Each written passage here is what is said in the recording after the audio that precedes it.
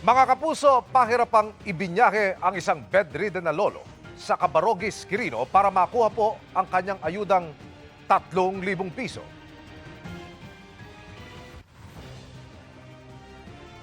Mula sa bulubunduking lugar, isinakay ang lolo sa isang kariton na hila-hila po ng kalabaw.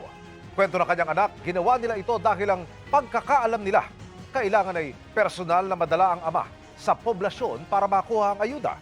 Inabot ng isang oras ang biyahe ng mag-ama bago sila salubungin ng tauhan ng Department of Social Welfare and Development.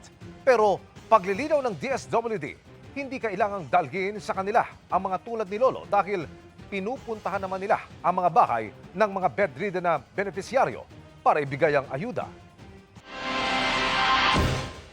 Nasa kote sa Pasay ang lalaking nagbebenta umano ng milyong-milyong halaga ng pekeng dolyar. Nakatutok si John Consulta. Nang makuha na ng suspect ang kalahating milyong piso mark money mula sa undercover agent, dinakip siya ng mga ahente ng NBI Criminal Investigation Division o CRID. Na-arrest naman sa pag-possess ng mga fake notes.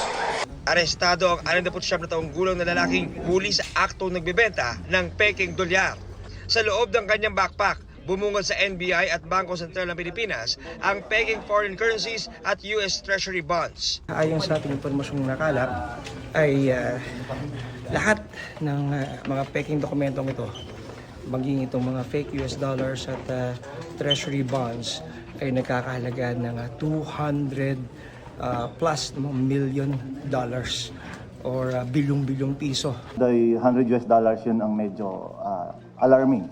Kasi medyo maganda yung quality. We will have to ask our counterparts from the Homeland Security, particularly the U.S. Secret Service, to check more on the itong treasury bills. But we certified that all those 100 US dollars are counterfeit. December 23, 2025 po, nakapag-test buy po kami. Nakabili po kami ng 4 pieces of 100 dollar bills and then we coordinated with the Bangko Sentral. But it took us a few months kasi medyo maila po si Mr.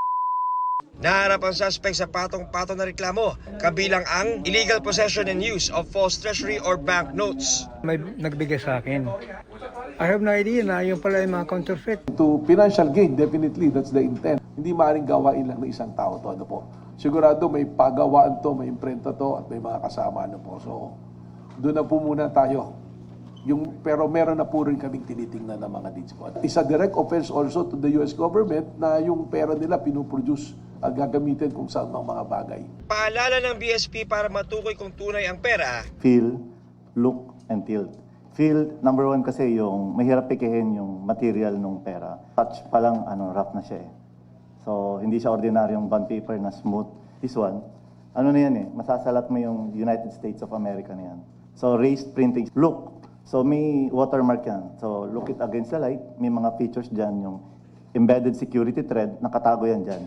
So, check natin to wala eh. And tilt, dapat ito, color changing yung part mo itong 100. Definitely wala, nagtipid sila. Para sa GMA Integrated News, John Consulta, nakatutok 24 oras. Kung umaaray na kayo sa dami ng gastusin ngayon, konti pang higpit ng sinturon ang kailangan dahil pati ang singil sa tubig asahang tataas din sa pagpasok ng second quarter ng taon. Paliwanag ng Metropolitan Waterworks and Sewerage System o MWSS, wala itong kinalaman sa giyera sa Iran, kundi bunsod ng Foreign Currency Differential Adjustments o FCDA. Ang FCDA ay isang mekanismo para mabawi o di kaya ay maisauli ng Manila Water at Maynilad ang pagbaba o pagtaas ng bayad nito sa foreign loan dahil sa pabago-bagong halaga ng piso kontra dolyar. Para sa Maynilad, 27 centavos kada buwan ang dagdag singil para sa mga customer na kumokonsumo ng 10 cubic meters. Piso naman para sa 20 cubic meters ang konsumo, habang mahigit 2 piso sa 30 cubic meters ang konsumo. Para naman sa mga customer ng Manila Water, 14 centavos ang dagdag singil sa mga kumokonsumo ng 10 cubic meters. 29 centavos sa 20 cubic meters, habang 58 centavos sa mga kumokonsumo ng 30 cubic meters. Matapos umabsent ng ilang buwan, nagparamdam si Senator Bato de la Rosa at humiling na magamit ng kanyang pamilya ang Senate Mansion sa Baguio City. Sa kanyang sulat kahapon kay Senate President Tito Soto, sinabi niyang nais ng kanyang pamilya na tumira sa Senate Mansion ng ilang araw para raw sa isang fundraising event ng AFP. Inirefer daw ni Soto ang hiling ni De La Rosa kay Senate Secretary Mark Leandro Mendoza. Pero sabi ni Mendoza, denied ang request dahil dapat kasama ang senador bago payagang tumira sa Senate Mansion. May ongoing repairs din daw ngayon doon. Nag-absent si De La Rosa sa Senado mula noong Nobyembre matapos umugong na may ilalabas na arrest warrant sa kanya ang International Criminal Court. Sabi naman ni Soto, hindi ito ang unang komunikasyon ni De La Rosa sa kanila. Mula po noon, lumagda daw si De La Rosa sa isang resolusyon na kaka-aproba lamang ng Senado nitong Martes. Nakalagda rin daw si De La Rosa sa inilabas ng Minority Bloc noong Disyembre na tinaguriang Blue Ribbon Committee Minority Report. Malaking palaisipan kung bakit nagkaroon ng tila isang maliit na pulo sa gilid ng Laguna de Bay sa bahagi ng Sitio Sapa sa barangay Ginoong Sanay, Binangonan, Rizal. May mga kumalat na videos na nagsasabing mayroon daw pagsabog sa lugar na nasa southern part ng Talim Island. Pero sabi ng hepe ng Binangonan Police, gumuho ang lupa sa ginagawang coastal road sa lugar Miyerkules ng hapon. May gumuho nga pong lupa, yung naitambak po sa ginagawang kalsada. Ano po, so yun po, pero yung sa kumakalat po na mga vlog sa social media na explosion ay wala pong katotohanan. Based po sa interview din at based po sa mga nakakita po doon sa pangyayari. Sabi ng ilang taga-Talim Island, singawan umano ng bulkan o hot spring ang lugar, bagay na hindi raw masasagot ng PNP. So, ang sabi naman po ng mga nakakita, nakasaksi nung nangyari po yun ay wala naman pong pagsabog at yung sa hot spring at yung sa sinasabing butas po sa ilalim ay siguro po ay expert lang po yung makakasagot doon. Nagsadya na sa lugar ang MDRRMO ng Binangonan at kanilang Public Information Office. Sa kanilang tansya, nasa 1.5 bus ang haba at kasing lapad ng isang kotse ang umusbong na pulo na puro raw burak. Inspect po kami, wala po kaming nakitang sumabog talaga doon. Ang nakita po namin doon ay isang parang burak na mahaba po siya. Ang isa sa hindi pa malinaw, kung gumuho ang tambak ng lupa sa ginagawang kalsada na proyekto ng DPWH. Bakit may gap na tinatayang mahigit 5 hanggang kulang 10 metro ang lumitaw na pulo? Isusumite raw nila sa eksperto ang kanilang mga naobserbahan. Yung report po namin, initial report po namin, i-forward po muna namin sa aming Menro and siguro we will need po yung tulong ng mga experts para po ma-determine po namin kung ano po talaga yung nangyari. Ayon kay FIVOX Director Dr. Teresito Bacolcol, bagamat matagal nang may mga hot spring sa Talim Island na nasa Laguna de Bay, wala raw aktibong bulkan sa lawa. Mas maigi raw na masiyasat ito ng Mines and Geosciences Bureau ng DENR. Para sa GMA Integrated News, Ian Cruz, nakatutok 24 oras. Mga kapuso, halos malunod sa tanong ang mga residente sa Taytay, Palawan. Ang mga inanod kasing dikya o yung jellyfish sa kanilang dalampasigan, kulay pink. Anong mga dikya ito? Kuya Kim, ano na? Inanod ng pangamba ang mga taga-Taytay, Palawan nang ang kanilang dalampasigan dinagsa ng mga dikya na kakaiba raw ang itsura. Ang kulay kasi nito hindi itim o puti, kundi pink. Ayon sa empleyado ng Municipal Agriculture Office ng Taytay na si Mary Ann, umaga nitong Martes na may naamoy silang masangsang. Na-check po namin yung sa gilid kasi po low tide nga po. Tinignan po tapos napansin po namin marami nga pong pink na jellyfish na nagkalat po doon. Nagulat lang po talaga kami kasi first time ko po nakita na sobrang daming ganong klaseng jellyfish. Hinala ni na Mary Ann, kaya nagsulputan ng daan-daang pink na dikya sa kanilang dalampasigan ay dahil siguro po yung pag-iiba ng temperature ng tubig, ng salt water. Ito nga bang rason kung bakit inanod ang mga pink na dikya sa Taytay? Kuya Kim, ano na? Ang mga pink na dikyang inanod sa Taytay ay mga Crambione mastigophora o labong-labong. At dahil malakamatis daw ang itsura at kulay ng mga ito, kilala din sila sa tawag na tomato jellyfish. Ang mga labong-labong na kadalasang nakikita sa katubigan ng Indo-Pacific kayang lumaki hanggang 40 centimeters. Patuloy ngayon ang clearing operation at paglibing ng mga nagsulputang labong-labong sa Taytay. Ayon sa Bee Farm Mimaropa, madalas daw talaga ito maobserbahan tuwing mainit ang panahon. This is not rare this time. Mayroon naman talaga doon sa area na yun. You can attribute that to the extreme heat, lalo na sa coastal waters. Pwede pa nating i-attribute ito sa availability of food. Wala na daw dapat ipangamba sa pagsulpot nito. Ang kanila kasing sting, hindi fatal o hindi nakamamatay. Gayunman, maaari pa rin ito magdulot na pangangati. Kaya dapat pa rin silang iwasan. There's no cause to panic sa ating mga beachgoer and even local communities. In the first place, itong may area, hindi naman tourism beach area. Nothing to cause for alarm. Hayaan lang po, natural phenomenon ito. Laging tandaan, importante ang may alam. Ito po si Kuya Kim at sagot ko kayo, 24 oras.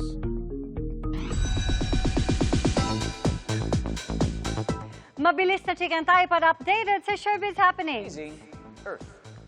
Miss nyo na ba ang Amazing Adventure? Good news from Ding Dong Dantes himself. Mapapanood na muli simula bukas ang Amazing Earth sa newest time slot nito tuwing Sabado pagkatapos ng 24 oras weekend. At hindi lang yan dahil marami ring aabangan sa anniversary special ng Family Feud kung saan siya rin ang host. Kabilang sa dapat tutukan ng guesting ng It's Showtime host at iba pa. Single pero busy daw ngayon si Sparkle artist Jeric Gonzalez. Kabilang sa kanyang pinagkakaabalahan ang pelikulang Graduation Day kung saan relate much daw siya sa role. Kwento ni Jeric, maraming kabataan ang mai-inspire sa pelikula para magpursige sa kanilang pag-aaral. So nakarelate ako kasi nung college ako, na naranasan ko din yung mga naranasan ni Simone. Like, ang hirap, but then kapag natapos mo yung course mo, like ako natapos ko yung nursing, very fulfilling talaga. Ikinasal ng gobyerno ng Pilipinas ang kauna-unahang chartered flight para sunduin ang mga OFW sa Middle East na gusto nang umuwi sa bansa. Nakatutok si Sandra Aguinaldo. Sa gitna ng patuloy na gyera sa gitnang silangan, nakakasana ang pinakaunang chartered flight ng gobyerno para maiuwi sa Pilipinas ang mga Pilipinong nais nang bumalik sa bansa. Sa videong ito, makikita na nagtitipon na ang mga Pilipino patungo sa airport para sa chartered flight. We have 480 passengers and about 274 of them are OFWs and around, the balance, the rest are stranded Filipinos. At marami doon sa stranded Filipinos na hindi OFWs are seniors and children. Merong galing sa Kuwait, may galing sa UAE, may galing sa Bahrain. So itatawid pa yon. Pag iyon ay tinawid mo, napakarami pong susuungin na mga challenges yan. Yung exit permit na lang, tsaka yung entry permit ay napaka-importante. At dahil po Ramadan ngayon, alam niyo naman, pag Ramadan, walang pasok. So marami po talaga mga difficulties. Ayon pa sa DMW, nasa 1,000 Pinoy na ang nagpasabing gustong bumalik sa Pilipinas. Kaya maaasahan daw na masusundan pa ang ganitong chartered flight. Bukod pa sa pagtulong ng gobyerno na maisakay ang mga Pinoy sa commercial flight. Mula na nagsimula yung gulo, lahat ng taong nag-call in. Yung mga nagsabi na kung may repat, I volunteer or I want to be included. So the flight, it's not, I think it's called a non-ticketed flight. So manifest lang, tapos binayaran ng government yung charter, the entire service. The charter service includes the plane and even the bus, no? Binabantayan din ng DMW ang mga seaman na nakadestino ngayon sa tinatawag na warlike areas sa gitnang silangan. Kasama na rito ang mga seaman na sakay ng 2 barko na tinamaan ng projectile malapit sa Strait of Hormuz na ayon sa DMW ay nadala na sa ligtas na lugar. Yung 21 at yung 17 ay nakababa ng matiwasay at secured and safe at sila po ngayon ay nasa port at kasalukuyan po silang hinohotel para for their eventual repatriation to the Philippines. Nakapag-contact na rin po sila sa kanilang pamilya at yung agency rin nila ay nakapagbigay na ng report at sila naman po ay inaalagaan. Sa isang press conference naman, sinabi ng Department of Foreign Affairs na nagkaroon ng Special Foreign Ministers Meeting ang Association of Southeast Asian Nations o ASEAN.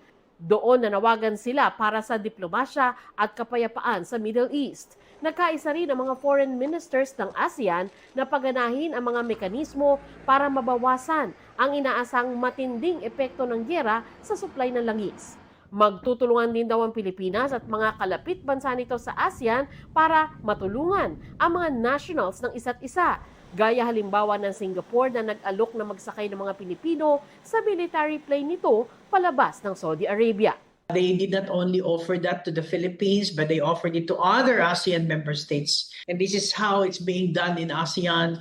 In the same situation, whenever we have the availability of seats in many of our attempts or missions to take care of our Filipinos abroad, we also offer it. And if there are seats available, we also offer this to our fellow ASEAN member states. Para sa GMA Integrated News, Sandra Aguinaldo, Nakatutok, 24 Oras. Ikinatuwa ng mga motorista ang bahagyang pagluwag sa daloy ng trapiko sa ilang lansangan ngayong unang linggo ng implementasyon ng 4-day work week sa ilang opisina. Pero sa Maynila, nabigla ang mga hindi alam ang anunsyo ng abutan nilang sarado ang ilang tanggapan. Nakatutok live si Oscar Oida. Oscar! Yes, Vicky, magkakahalo nga ang reaksyon ng ating mga kapuso sa ipinapatupad na 4-day work week. May mga nainis, may mga nalito, at meron din namang mga natuwa. Nitong Lunes, sinimulan ng Manila City Hall na magpatupad sila ng 4-day work week upang makatulong sa pagtitipid ng krudo at kuryente sa gitna ng mga mega oil price hike. Lunes hanggang Huwebes na lang ang pasok ng mga taga-munisipyo mula alas 7 ng umaga hanggang alas 7 ng gabi. Wala namang pasok kapag Biyernes, liban sa mga essential services and units. Kaya ang mga hindi alam ang anunsyo ng lokal na pamahalaan, nagulat ng datnang sarado ang mga tanggapan. Sayang naman yung lakad namin, nagbayad pa kami ng parking. Sana matubos namin. Hindi namin alam, sabi everyday naman meron kaming tubos . Ang ilan nga, kundi daw nag-half day sa trabaho, nagsara pa ng negosyo, matapos lang sana ang kinakailangang transaksyon. Galing po ako ng trabaho, tapos may dala akong requirement, sabi daw balik lang daw po ako after 2 weeks. Kaya po dumaan po ako dito, pero hindi ko alam na sarado. May tindahan ako, so ngayon sinara ko siya para para for solo parent po sana. Kasi every year nire-renew po. Uuwi na lang ako. Ganun na nga lang. Sayang yung lakad. Sabi Lunes daw po. Bukod sa Maynila, may ilan pang lokal na pamahalaan na nagpatupad ng 4-day work week. Ganon din ang ilang ahensya at tanggapan ng pamahalaan. Sa Philippine Statistics Authority, bagaman ipinatutupad rin ang 4-day work week sa ilang departamento at ang ilan ay naka-work from home work setup, nananatiling bukas ang tanggapan nito para sa civil registration, national ID services at legal services. Ilan pa sa mga ahensya ng gobyerno na nagpapatupad na ng 4-day work ang MIAA, MMDA, GSIS, SSS, Supreme Court. Pero kung may naidulot man daw ng mabuti ang 4-day work week, paniwala ng ilang mga motorista, ito ay ang bahagyang pagluwag sa daloy ng trapiko sa ilang lansangan. Kahit araw ng Biyernes, sa may kahabaan ng Espanya sa Maynila, magkabilang lane, light to moderate na traffic ang namasdan kanina. Ganon din sa may Taft Avenue, lalo na sa bahaging Quirino Avenue. Sa Quezon City nga kaninang umaga, nadama rin ng mga motorista ang pagluwag ng daloy ng trapiko. Kitang-kita talaga na umonte yung daloy ng trapiko. So tingin mo okay na ituloy na lang to? Sana, hopefully, para mabawasan talaga kasi sobrang traffic talaga dito, lalo na sa EDSA. So kung magtutuloy-tuloy ito, mas maganda. Kasi po, lalo na po sa 4 days, tapos siguro yung mga tao po, natuto na rin po dahil sa pagtaas ng gasolina. Umiwas din po sila sa gastos. Sa may southbound lane ng EDSA, mula Kamuning hanggang Cubao, nakaraniway bumper to bumper tuwing umaga. Kanina, tuloy-tuloy ang daloy. Ganon din sa Quezon Boulevard at Quezon City Memorial Circle. Kung ikukumpara mo from the previous traffic situation last week, nung hindi pa nagsisimula yung 4-day work week, Itong Monday na significant din, napansin natin, lumawag yung traffic po natin. Dahil nga yung 4-day work week na pinapatupad ng all government offices. So yun ang primary, lalo na itong Friday. Pero kapuna-puna namang sa ilang lugar, partikular yung mga malapit sa mall, matindi pa rin ang build-up ng traffic. Samantala, Vicky, sa ngayon, dito sa naroroonan natin sa paligid ng Manila City Hall, partikular dito sa may Antonio Villegas sa kanto ng N.A. Lopez, ay nanatili pa naman maayos ang daloy ng trapiko. Maluwag pa rin, bagamat ayon sa pakipag-usap natin sa MMDA kanina, ay wala pa naman datos na nagsasabi daw na kumonti nga ang bilang ng mga sasakyang bumabiyahe sa Metro Manila, kasabay nga ng ipinapatuwad na 4-day work week at pagtaas ng presyo ng mga bilihing krudo. Vicky? Maraming salamat sa iyo, Oscar Oida. From being a reggae artist at social media personality, papasok na rin sa mundo ng Encantadia si Elias JTV. Kamusta kaya ang kanyang first ever acting project at ano kaya ang reaksyon ng ibang cast ng Sagre? Makichika kay Athena Imperial. Nais ko sanang bigyan mo ko ng pagkakataon na maging iyong tagabantay. Isang kawal na laging nasa iyong tabi upang maging ligtas ka sa sino man ang magtangka sa iyo. Kinagagalak ko ang iyong alok. Ngunit hindi ko na kailangan ng karagdagang kawal. Naudlot man ang tambalang Darmea dahil kasal na ang hara kay Sol Darius, hindi nawawalan ng pag-asa si Darot. Gayon din ang mga Sangre, OG at New Gen sa kanilang pakikibaka at hamon na maibalik sa kanila si Tera. Sa gitna ng mga nangyayari na ito sa Encantadia, Salamat! Malayo na ako ngayon! Salamat din sa inyo! Salamat din sa inyo! Wow! may karakter na makikilala, si Elias. Gagampanan niya ng reggae artist at sikat na social media personality, ang pride ng North Cotabato na si Elias Lintukan o mas kilala bilang si Elias J. Certified viral at talagang maraming fans si Elias J. Mula sa mga post niya hanggang sa kanta nila ng banda niyang Elias J TV Band at pati mag-perform on stage. Hindi ko inaasahan na mag-guesting ako dito eh. Kaya ngayon proud na proud po ako sa sarili ko at naimbitahan ako nila. Proud pa rin ako at dinadala ko rin yung lingwahe namin galing ng Mindanao. First acting project daw ito ni Elias kaya memorable ang experience. Habang tumatagal, nasasanay na rin. Okay lang naman yung pagsalita ng Tagalog, yung expression lang ng mukha kung paano gagawin. Tulungan ka naman nila, di ba? Oo, tinutulungan nila ako para maitawid lang din.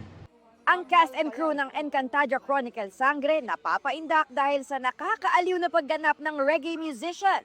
Pero ang mga miniyabing ginagampanan ni John Lucas at Prince Clemente kailangang in-character pa rin habang kaeksena ang internet sensation. Working with Elias ngayon, natutuwa ako. Siyempre, na-excite ako na makita siya at makasama. Kasi sa totoo lang, kahit ako, mahilig tayo sa social media ngayon. So nakikita natin yung mga clips niya, yung mga videos. Tsaka for a first-timer na mag-act sa isang teleserye, magaling siya. Kasi yung lines na-memorize na lahat. Yung emotions andun. Buksan ang iyong haligi. Kagabi, itinuro na ni Memen sa New Gen Sangre kung paano maibabalik ang buhay ni Tera, habang nabunyag naman ang mga plano at pagtataksil ni Tabun. Ngayong gabi naman, malalaman na ang desisyon ni Tera. Mabubuhay na ba siyang muli? Si Mitena, may makikitang bagong pangitain? Athena Imperial updated sa Showbiz Happenings!